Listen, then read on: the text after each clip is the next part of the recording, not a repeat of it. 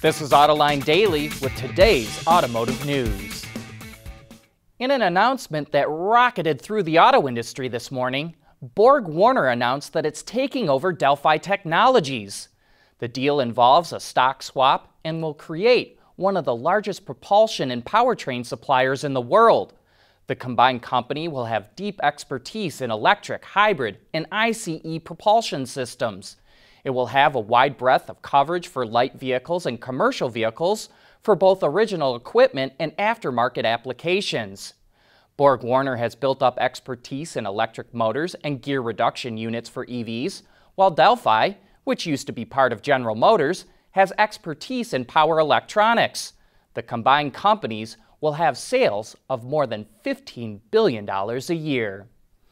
The cost of making batteries for electric cars has come down a lot, but there's no such thing as Moore's Law for battery prices. A study last year from the Massachusetts Institute of Technology says battery costs will stall out around $124 per kilowatt hour. The U.S. Department of Energy says EV batteries now cost about $180 per kilowatt hour on the low end, about half of what they were a decade ago. Many EV proponents predict that battery costs for EVs will drop below $100 per kilowatt hour, which would match the price of an internal combustion engine. But MIT says that misses one important point: the cost of the materials needed to make the batteries. It points out that battery prices cannot drop below the cost of the materials needed to make them, which currently includes lithium, nickel, manganese, cobalt, aluminum, and copper. MIT says battery costs will still be about $124 per kilowatt hour even by 2030 because no amount of improvements in manufacturing efficiency or scale can overcome the cost of current materials. For an electric car with a 60 kilowatt hour battery and 250 miles of range, the battery will cost about $7,500 even a decade from now. And that will pretty much relegate EVs to the luxury end of the market unless there's a change in materials. Renault is closing in on a new leader. Reuters reports that Luca De Meo will be approved by Renault's board later today to take over the CEO position. De Meo, 52, was the former head of Spanish automaker SEAT, which is part of the Volkswagen Group. He resigned from that position a month ago. Renault's chief finance officer, Clotilde de Boss, has been running the company on an interim basis since October, after the company's board ousted Thierry Bolloré, an ally of former CEO Carlos Ghosn. De Meo will not only have to come up with a plan to turn around sales at Renault, he'll also have to help salvage the company's partnership with Nissan.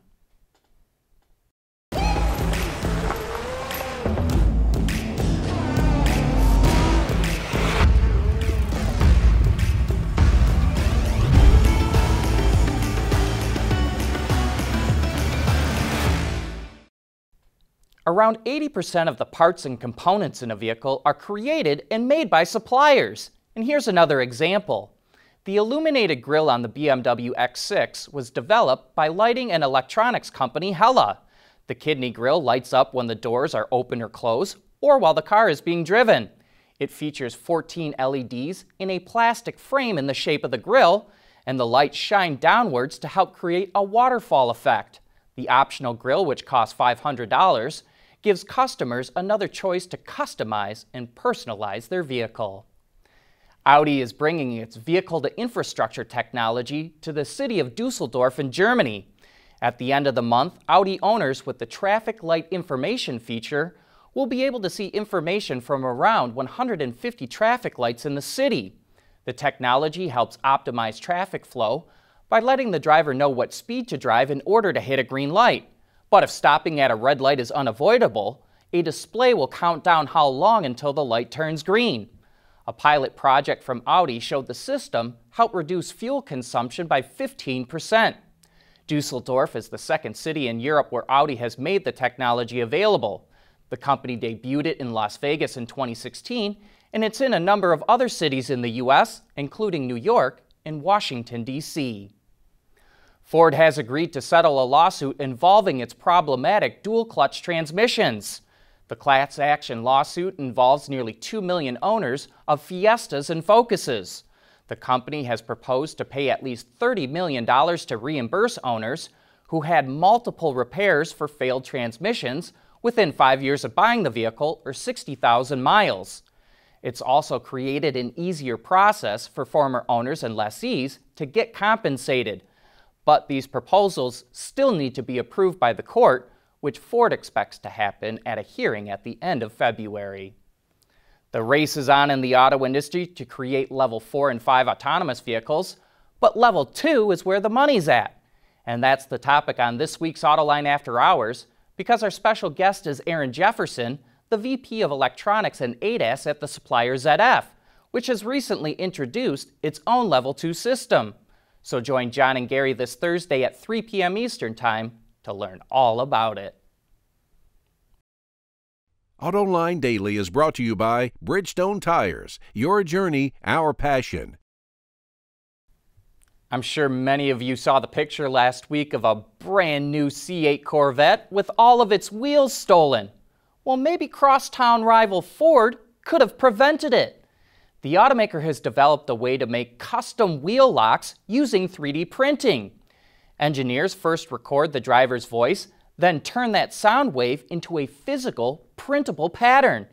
The wheel nut and key are printed as one piece using the pattern, which requires them to be separated and ground smooth before they're ready for use. They can also make other patterns, like the Mustang logo, the driver's initials, or favorite racetrack. Ford says the unevenly spaced ribs inside the nut and indentations that widen the deeper they go makes it harder for a thief to make a copy. Well, here's my Autoline insight as a former technician. These wheel locks will stop your average thief, but so will any set of wheel locks. If someone really wants your rims, they're gonna get them. There's plenty of ways to get off a locking wheel nut without a key. Also, it's not uncommon for the wheel lock key to get lost or broken, and I wonder how long it takes to get a replacement and what they cost. Now that being said, do I think people will want these? Hell yeah! If I had a vehicle with wheels that I thought were worth protecting, I'd love to have custom wheel locks with a logo to match my car. Kia only offers 2 vehicles in the Indian market, but it's about to add another. It teased this compact SUV concept that will debut at the Delhi Auto Expo early next month. The hard lines of the front end seem to fade away to a more rounded rear that features LED taillights, which stretch the entire length. Opel's first ever plug-in hybrid vehicle is now on sale. The Grandland X Hybrid 4 combines a turbocharged 1.6-liter gas engine with 2 electric motors, which is good for a total output of 300 horsepower. The electric motors are mounted in the front and rear for all-wheel drive and are coupled with an 8-speed automatic transmission. They're fed by a 13.2 kilowatt-hour lithium-ion battery, which provides up to 59 kilometers of range on the WLTP test cycle.